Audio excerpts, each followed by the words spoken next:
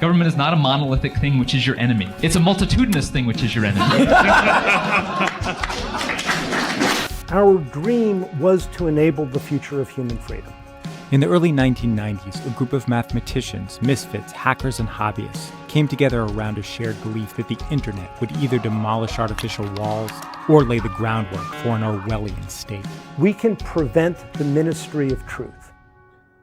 They saw a branch of mathematics called cryptography as a weapon against central planning and surveillance in this new virtual world. And what is a cypherpunk? Cypherpunks are cryptography activists. The more I realized how it was a really pivotal technology for society. The National Security Agency declared the unrestrained public discussion of cryptographic research threatened our national security. I saw this as the critical fork in the road for the future of human freedom. Coming up, Reason presents a 4-part series on a movement that foresaw both the promise and the peril that lay ahead when the internet upended the world. It's like standing on top of the mountain and seeing that this is out there. You people who are here can say, okay, what kind of world do we really want to build, and build it.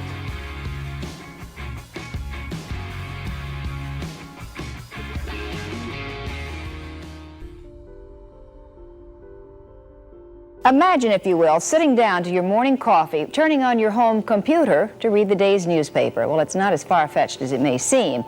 The freedom issues were very important to us. This is a sample of what you can order through your computer. It combines the power of your computer with the convenience of your telephone. We saw that information technology could create a 1984-style tyrannical top-down control society, or it could develop into something that is a decentralized enabler of human freedom. And even back then, our dream was to enable the future of human freedom. In the late 1980s, at the dawn of the online age, a group of young computer scientists in Silicon Valley started grappling with what this new technology would mean for society.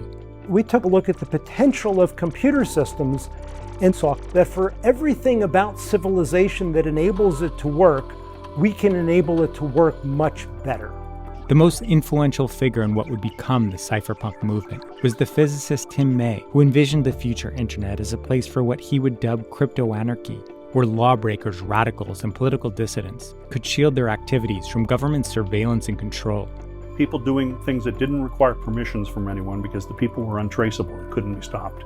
But there was another group that saw the potential of computers to remake society gradually from within by decentralizing commerce and improving the dissemination of knowledge. They were dubbed the high-tech Hayekians because their worldview was influenced by the work of Austrian economist Friedrich Hayek. The fundamental insights of Hayekian economics was how separately formulated plans tend to mesh well. And we saw electronic media as an enabler of coordination, of a complexity that the world previously was really not capable of. The clash of visions between the high-tech Hayekians, who wanted to build a borderless, frictionless global marketplace, and the crypto-anarchists, who saw the internet as a technological means of undermining all governments, set the course for the cypherpunk movement. If May was the father of crypto-anarchy, the central figure for the high-tech Hayekians was the economist and entrepreneur Phil Salin. Now, if you own a personal computer, we are told you can shop at home in what's called the electronic mall. It was a few years before the invention of the World Wide Web, but computer companies were offering a new type of service in which customers could connect through their phone lines to post messages to a bulletin board, check their horoscopes, or go shopping. You can buy items from department stores ranging from Nordstrom's to Neiman Marcus, all via computer screen. Salin, whose outlook was shaped by his careful reading of Hayek, understood that these services weren't merely a curiosity or a digital version of the old mail order catalog. They were the beginning of something that had the potential to one day erase national boundaries through trade and undermine government power. In a prescient 1991 essay, he foresaw how the internet would change the world by 1995, 2000, and beyond. The static role of store and shopper, seller and buyer, author and reader, systems defined by their one-way information flows, will be replaced by new forms of media, enabling two-way information flows.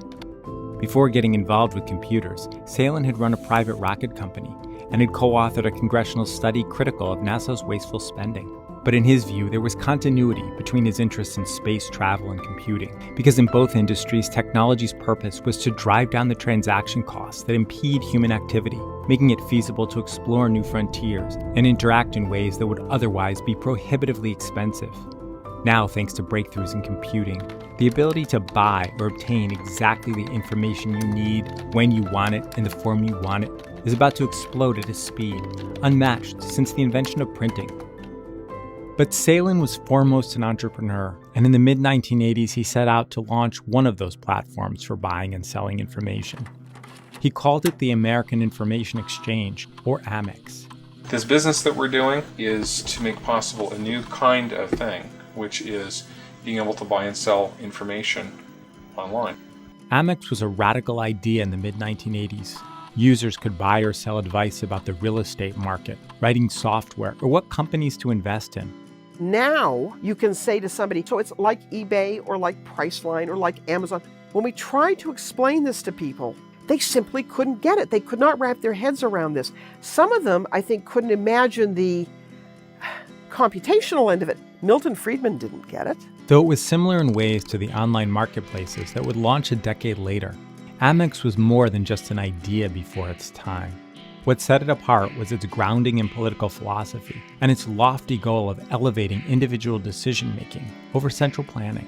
It was an instantiation of Austrian economics, now put into code and put online. Something like this could have profound human consequences, and that was the vision. A fluid, transaction-oriented market system with two-way feedback, Salen wrote, would result in crowding out monolithic, mostly government bureaucracies. We were laying the philosophical foundations of what is e-commerce, that you can now have creative explosion. It's going to change the world. Yes, that's right. Intermediating among large populations of human beings through electronic means results in all kinds of fascinating emergent social behavior. Amex's chief architect was the pioneering software engineer Chip Morningstar, who had come from a stint at George Lucas's production studio, where he oversaw the creation of Habitat, which was one of the first online virtual communities. After joining Amex, Morningstar co-authored an essay which argued that in building a world in software, detailed central planning is impossible. The world is just more complicated. People are more complicated. You cannot know what all their goals are. What you can do is you can put them into an environment in which certain kinds of things are possible. What you can't do is tell people what they want. Phil Salen, Mark Miller, and Chip Morningstar's ideas about how a future internet could decentralize society inspired Tim May to first articulate a radically different vision. May, who would go on to become the most influential figure in the cypherpunk movement, was introduced to Salen by Morningstar in December of 1987. Chip said, "There's this guy out in Santa Cruz that you ought to talk to." As a scientist at Intel, May had solved an issue affecting the reliability of the company's memory chips, called the alpha particle problem. Rich on stock options, he'd been spending his days at the beach reading science fiction novels, thinking about how networked personal computers could turn some of their futuristic scenarios into reality. So I met with Phil in Redwood City, and he described how Amex would work. And I said, people aren't going to be selling meaningless stuff like surfboard recommendations. In May's view, Amex could be useful as a tool for undermining state power, but only by shattering legal and social norms. I said, it's going to be corporate information. It's going to be bomber plans for the B-1 bomber. Who wants to buy that? A competitor, a company. Who wants to sell that? Someone who has access to that information. It's two different types of libertarians. He didn't understand the extent to which you could benefit the world by lowering transaction costs for everybody.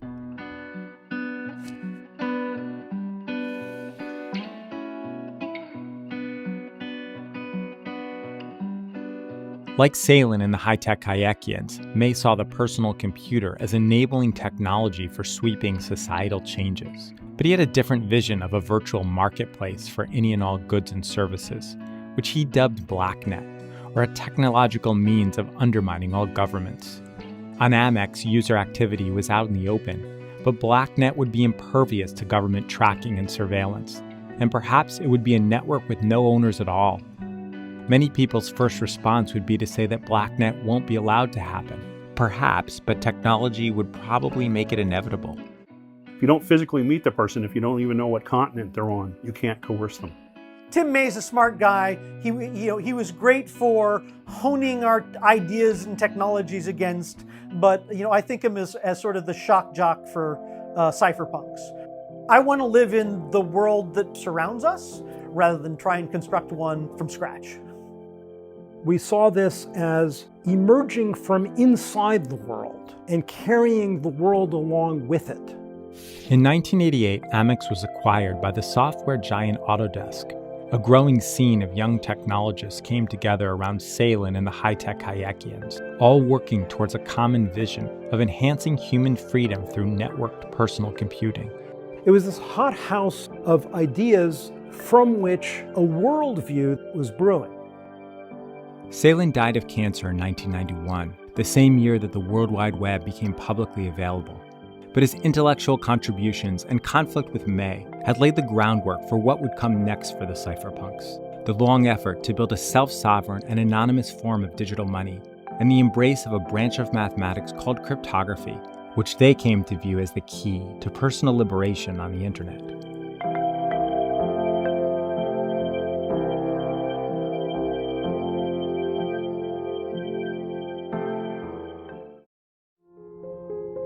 The title of the book is The Rise of the Computer State. What I'm saying is that large bureaucracies, with the power that the computer gives them, become more powerful, and that they are escaping the checks and balances of representative democracy. In 1983, the New York Times reporter David Burnham warned that the integration of computers into every aspect of daily life could lead to a level of automated surveillance unknown in any previous age. For society to change course, Burnham argued, citizens would need to rise up through the democratic process and demand new legal protections to safeguard their privacy. There are ways to deal with it. We have done it. And all I hope is that we're on our toes enough and alert enough to see them and go after them. This is just political jawboning. A few years later, a physicist named Tim May argued that putting faith in representative democracy was naive. He believed that only innovation could save us from the Orwellian state. The interesting things that had happened had been technological changes: the telephone, the copy machine, the VCR, computers.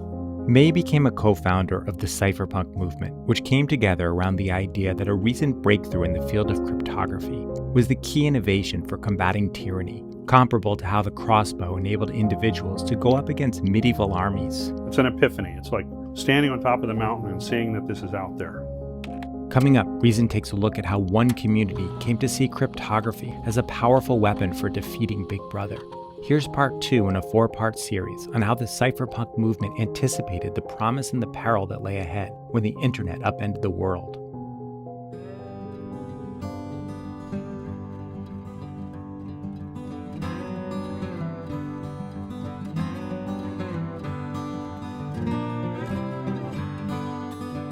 In the late 1970s, there was an astonishing breakthrough in the field of cryptography. I saw this as the critical fork in the road for the future of human freedom. I really did. In the summer of '77, Mark Miller was a 20-year-old student at Yale, working for a countercultural tech visionary named Ted Nelson. Like many future cypherpunks, he would learn of this groundbreaking discovery when the August issue of Scientific American arrived at his door. And I'm reading Martin Gardner's mathematical games column, and I just get incredibly excited, I call up Ted in the middle of the night, and I tell Ted, we can prevent the Ministry of Truth. As Gardner told his readers, a discovery had been made that would revolutionize the entire field of secret communication. It was the work of teams of mathematicians and computer scientists at MIT and Stanford, including a young researcher named Whitfield Diffie. If you look at 1791, at the moment of the Bill of Rights, impenetrably private conversations dominated. What the framers didn't foresee is that private communication would happen via computers sending messages across the world that could easily be intercepted. Public key cryptography gives you a mechanism whereby you can recover this ability to have an impenetrably private conversation between two people. Look at this. A cipher. Well, let's go back to the office and get started on it. Sending a secret message used to involve translating words through a secret code that spies and government agents could potentially crack. Phil, I think I've got it. Good. Z is D. V is E. Anyone sending and receiving messages also had to have a copy of the secret key or translation device, just like the decipher rings collected by American school children, starting in the 1930s. Here's how you can get one for your very own. First, get a jar of chocolate-flavored Ovaltine. Public key cryptography made decoding devices unnecessary and figuring out the pattern effectively impossible. The big breakthrough was an easy-to-solve mathematical formula that you could funnel words into just as easily as dropping them through a trap door. But if you flipped the problem around and tried to pull the message out the other side, in that direction the formula was almost impossible to solve, such that even a supercomputer trying random numbers would need 40 quadrillion years to surface the answer. But the person who set up the mathematical formula, or trapdoor, held the answer to the problem or secret code, making it possible for that person to retrieve the original message. It could also be compared to the most ubiquitous trapdoor system for sending messages.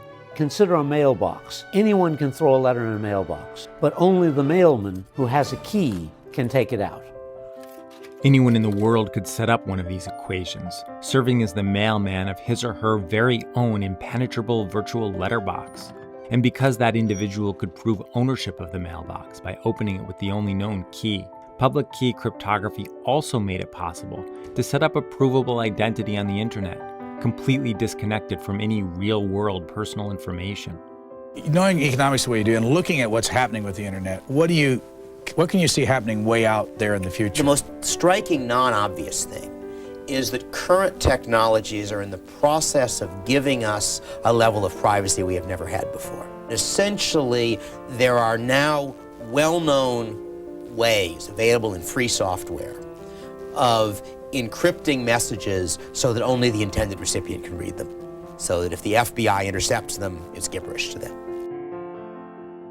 One way of reading the Second Amendment is that it was a way of making sure that if the government tried to suppress the people would win. And the militia wouldn't be very good, but it would outnumber the professionals 100 to 1. In the modern world, the weapons that the army has differ by a lot more than they did in the 18th century.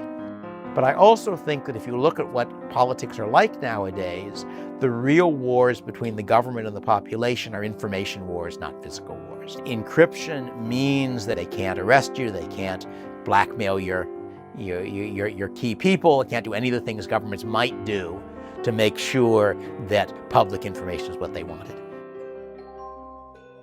Meanwhile, the US intelligence community was doing everything in its power to keep this new tool out of the hands of the public. Well, somebody once said to me, if you think New Directions had an impact on the outside world, you should have seen the impact it had at NSA. In part 3 in this series, we'll look at the US government's effort to halt the widespread use of public key cryptography by threatening criminal prosecution, and the legal and public relations battle waged by one founding member of the cypherpunks for freedom of speech in software.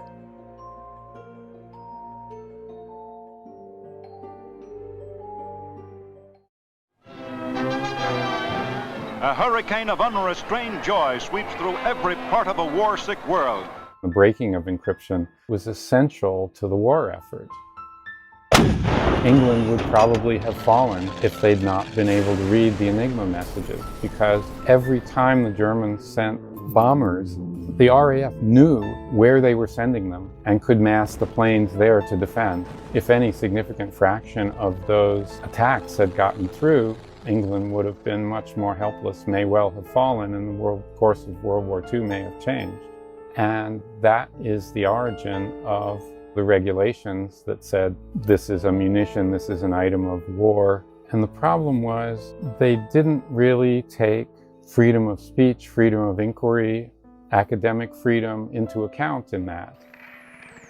But on the matter of encryption, terrorists are going to have these are greater law enforcement access powers that are essential. We have some very fine proposals here with respect to wiretapping authority. Me, when I have to save somebody's life to go in and get vital information, I think that's the same choice we have. Coming up, the story of the US government's long battle to keep strong encryption out of the hands of its citizens, and how First Amendment activists fought back. Here's part 3 in a 4-part series on how the cypherpunk movement of the 1990s anticipated the promise and the peril that lay ahead when the internet upended the world.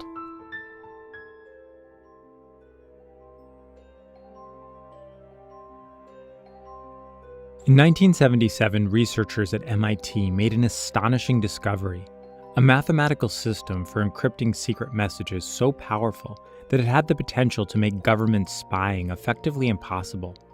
But before these mathematicians could publish their research, the NSA made it clear that doing so could land them in federal prison. The US government considered these mathematical systems modern weapons technologies, and distributing them was a crime under the International Traffic in Arms regulations. MIT halted plans to distribute the paper. I decided, quite literally, they are going to classify this over my dead body. Mark Miller was a 20-year-old student at Yale who had read about this discovery in Scientific American. So I traveled to MIT, managed to get my hand on a paper copy of this thing. I went to a variety of different copy shops, so I wasn't making lots of copies in any one place. I sent them to home and hobbyist computer organizations and magazines all across the country. And I gave copies of the paper to some select friends of mine, and I told them, if I disappear, make sure this gets out. Early in 1978, the US federal government backed off and decided to allow the publication, and the world has been on a different course ever since it got published. But the crypto wars were just getting started. In the late 70s, the National Security Agency declared the unrestrained public discussion of cryptographic research threatened our national security. The private cryptography community and the government have been sparring over the issue ever since. Marshall McLuhan said that one day we would all live in a global village. Well, the global village has arrived, and its main street is called the Internet. The internet also created an electronic surveillance apparatus that was like nothing the world had ever seen, which meant that the cryptography breakthroughs of the 1970s were no longer a rarefied topic. They were privacy's salvation.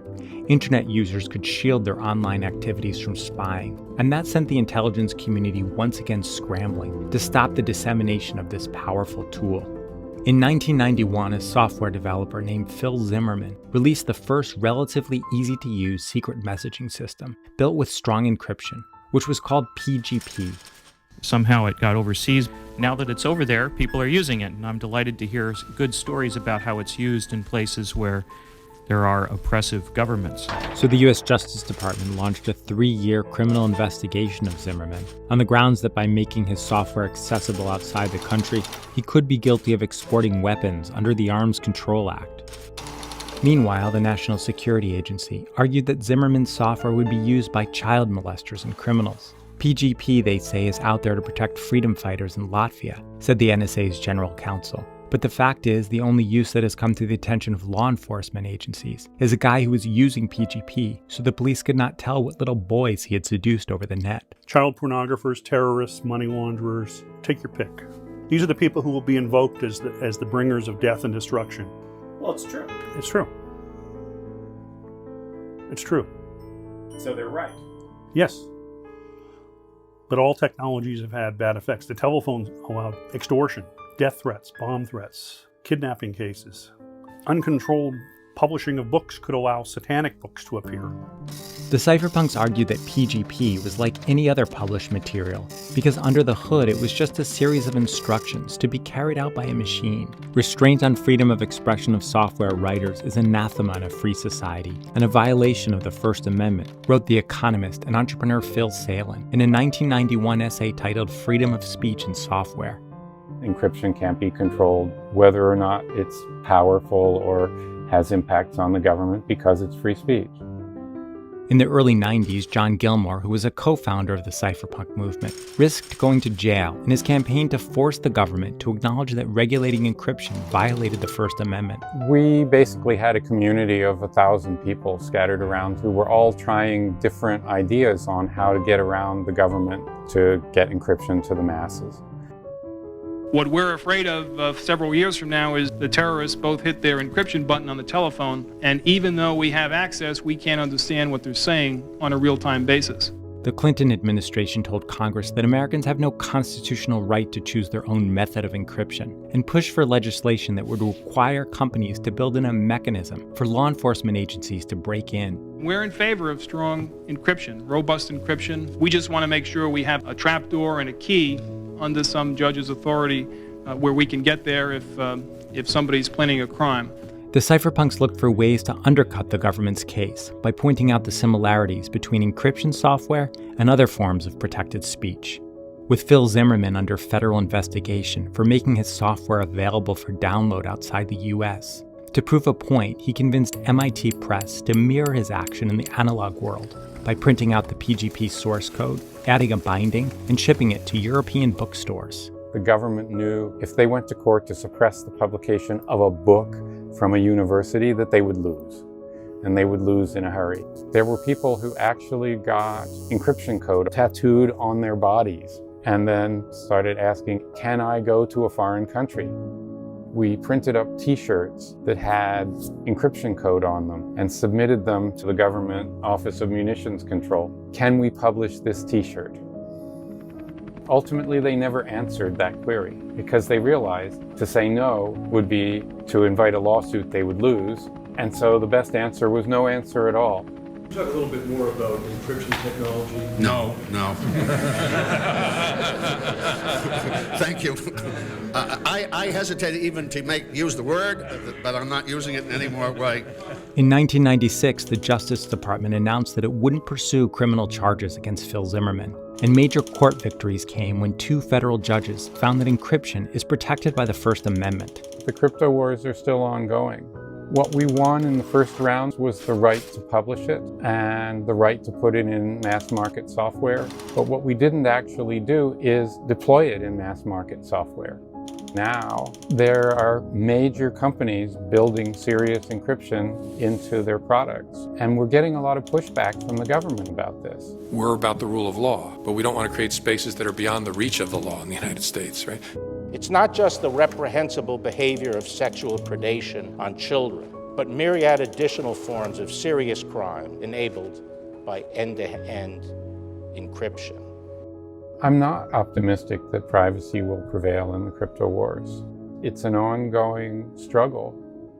In the early 90s, at the same time that Gilmore was fighting his legal battle for freedom of speech in software, the cypherpunks were exploring cryptography's potential in the context of collapsing political borders and the rise of liberal democracy. Part 4 in this series will look at how those dreams turned to disillusionment, the death of the cypherpunk movement, and its rebirth following the invention of Bitcoin.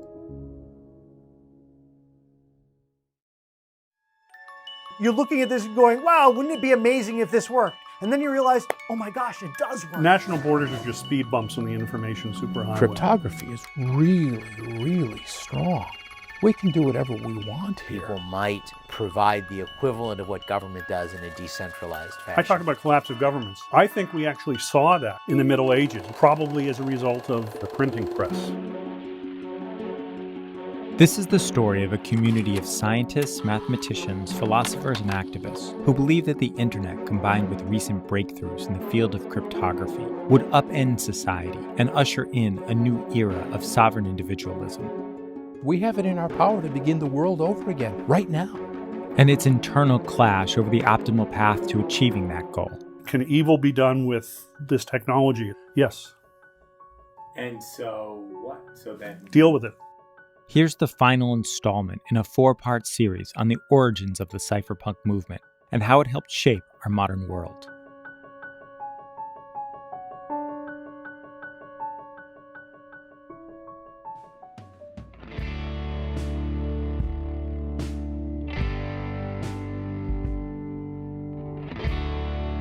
We we see a free world that has achieved a level of prosperity unprecedented in all human history.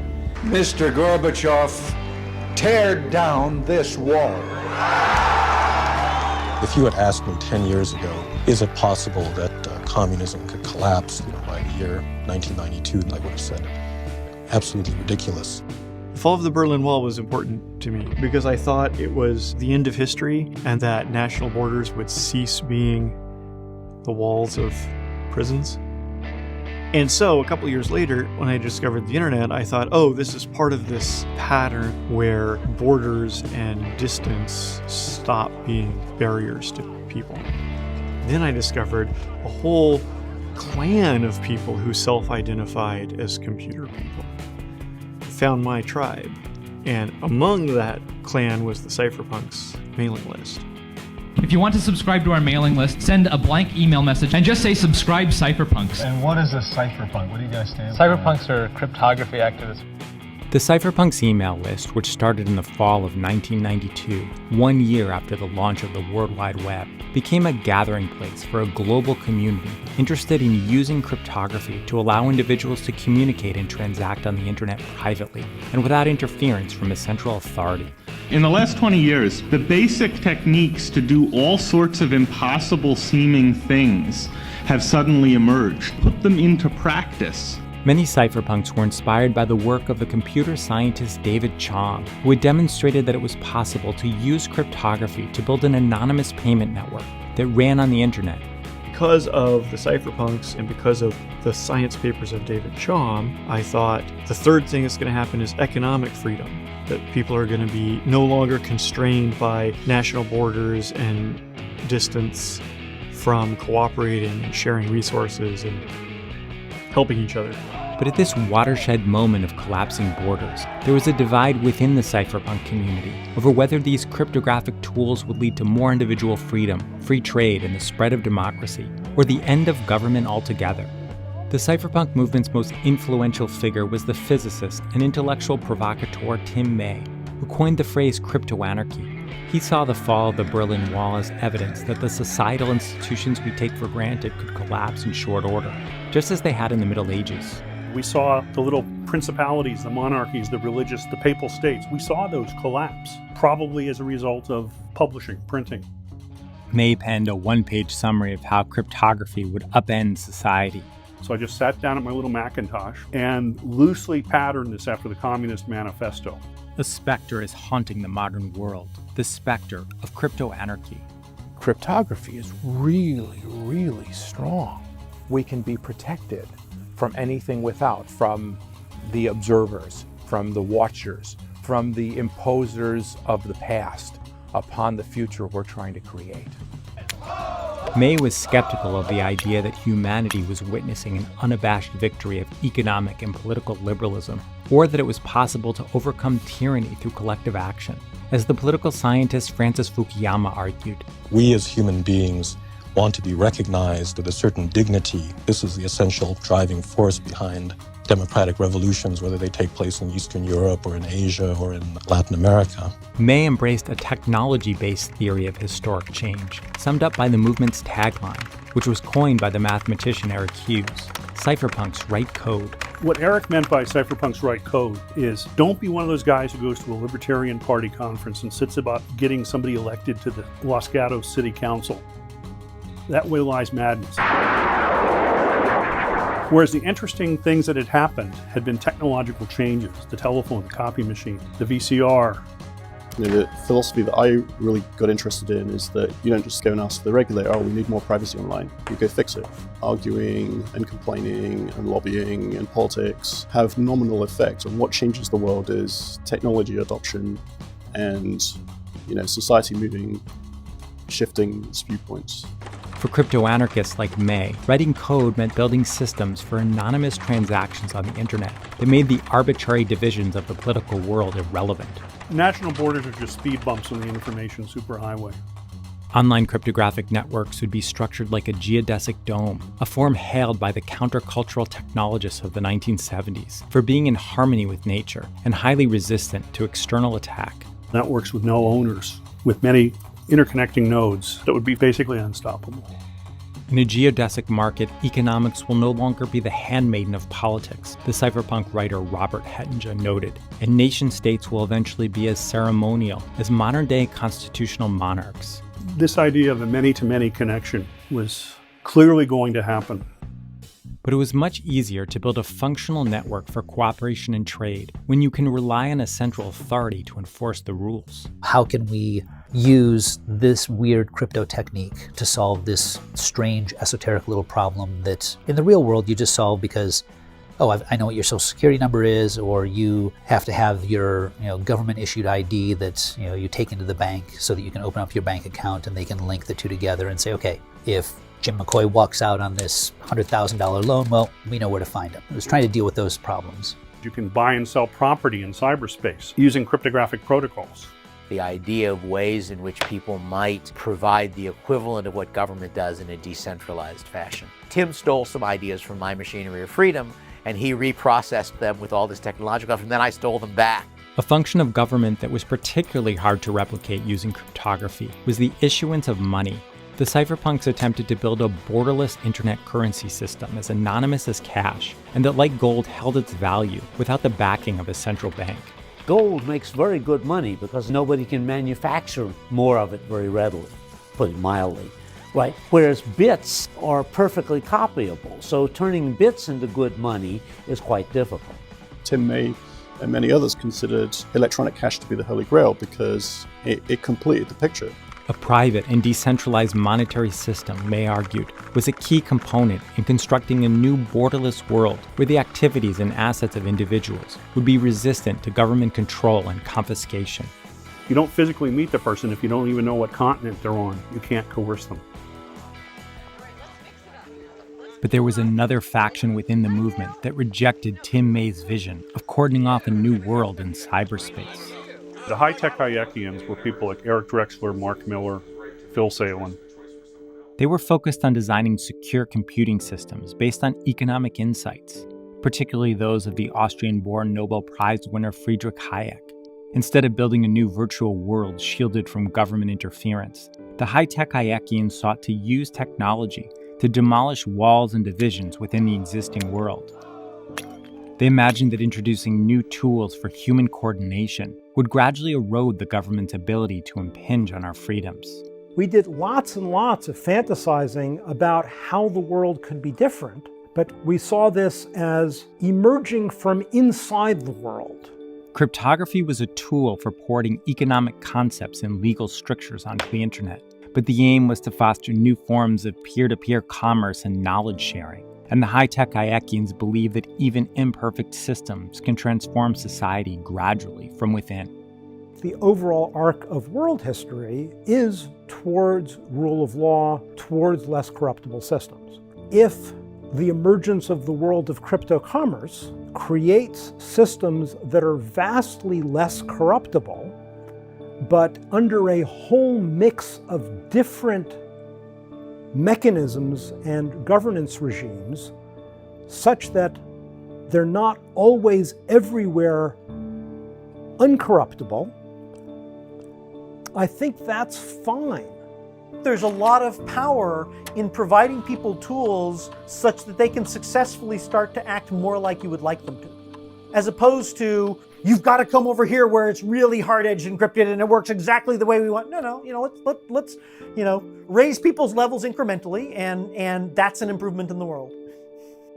For many cypherpunks, the darker side of crypto-anarchy was epitomized by the writings of the chemist and electrical engineer Jim Bell, a participant on the email list who in the mid-90s compared aggression by the state to that of muggers, rapists, robbers, and murderers, and posited a cryptographically protected marketplace in which anonymous individuals could in effect pay to have government employees killed with the goal of destroying the state. In 1997, Bell was arrested and went to prison for, among other things, dropping a stink bomb on a government building. Tim May distanced himself from Bell's writings and activities, while maintaining that marketplaces for assassination, like the one Bell had described, might be both inevitable and desirable. Can evil be done with this technology? It's not just the internet, but especially the crypto part of it. Yes. And so what? So then... Deal with it. And Zimmerman once told me that he sometimes regretted ever introducing PGP to the world because it could be used by Al-Qaeda or the Taliban or whatnot. I say, so what? I'm not morally responsible. Would have happened whether we had existed or not. Because technology has its own logic. And people want to do what they want to do. I mean, they want free shit. They want freedom to do things. Even if they say this should be regulated, they'll often make the conscious decision to copy music, copy videotapes they want to see. Blacknet is a negative consequence. I'm not interested in creating that.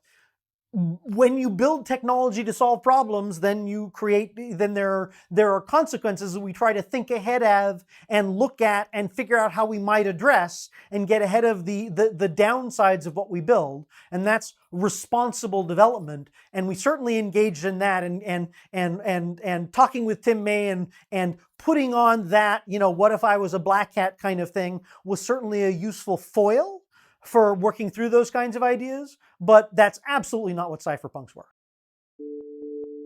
So the progress of the spread of democracy, if you take a sufficiently long-term view of it, has been really, quite remarkable.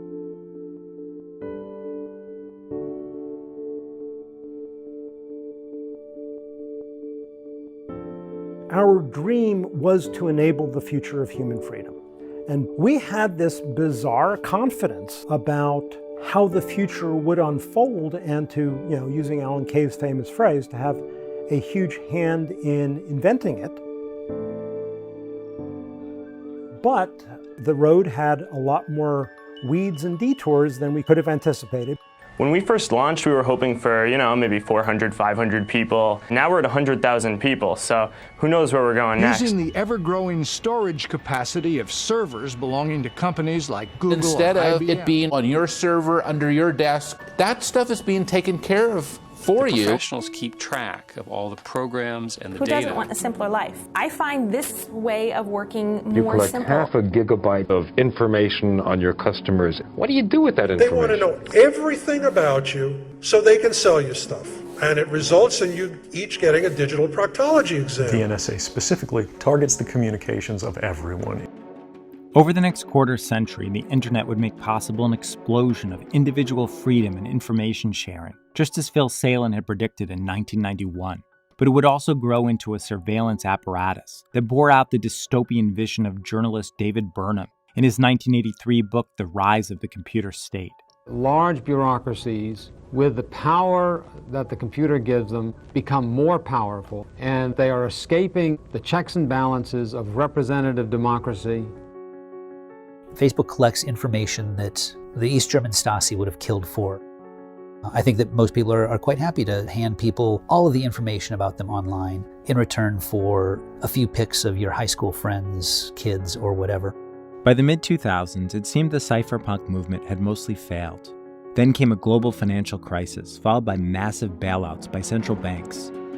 On October 31, 2008, a pseudonymous inventor named Satoshi Nakamoto shared a white paper describing a new peer-to-peer non-governmental monetary system, pulling together technical and philosophical concepts developed on the cypherpunks' email list. Within a few years, the movement was reborn with a new generation committed to enhancing personal freedom and privacy with cryptographic tools. It's like discovering an oasis when you're lost in the desert. It's Bitcoin that's single-handedly responsible for the current wave of cypherpunk activity. It's always messier than visionaries can anticipate because reality's bigger than any one head. We're still on the road in the quest to build architectures that amplify human freedoms and protect us from the dynamics in the other direction.